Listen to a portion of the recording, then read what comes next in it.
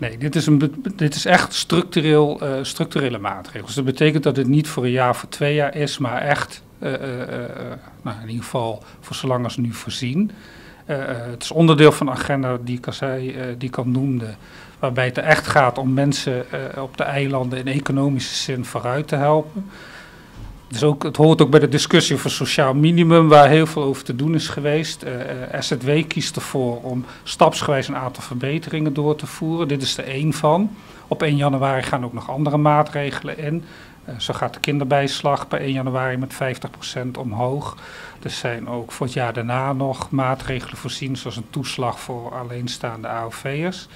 En tegelijkertijd wordt er nu gekeken van wat kunnen we doen aan een aantal kosten. En dat zit dan met name op de woningmarkt en bijvoorbeeld de elektriciteit en watervoorziening die erg duur zijn. Kunt u een boodschap geven aan de werkgevers en de werknemers van Bonaire met wat betreft deze verlaging van 5%?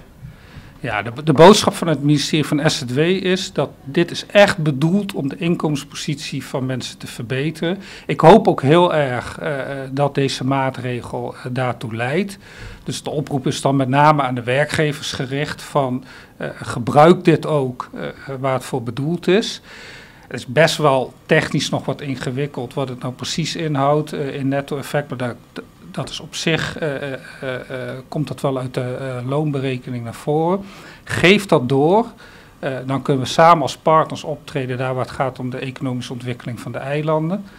Dus ja, dat zou ik wel heel nadrukkelijk willen zeggen, ja. Nog een vraag. Voor de mensen die minimumloon krijgen, die krijgen een 5%. Maar die 5% die telt niet voor diegene die meer dan minimumloon verdient, toch? Dat klopt. Dat loon kunnen wij niet verhogen. Dat is gewoon tussen werkgever en werknemer wat er betaald wordt. Het is wel zo dat als iemand verdient 1,5 keer minimumloon.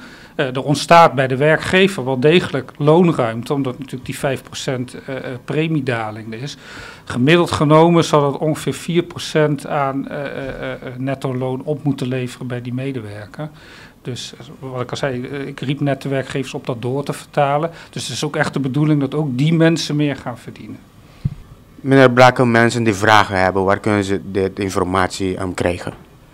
Nou, zeker voor de werkgevers kan ik me voorstellen dat het vragen oproept. Op zich, als je de wijzigingen doorvoert in de loonberekening, dan zou het vanzelf redelijk goed moeten gaan. Daarnaast is de SZW-unit altijd bereid om vragen te beantwoorden of om samen met werkgevers te kijken wat het aan mogelijkheden oplevert. Dus daarvoor kan altijd met de unit contact worden opgenomen.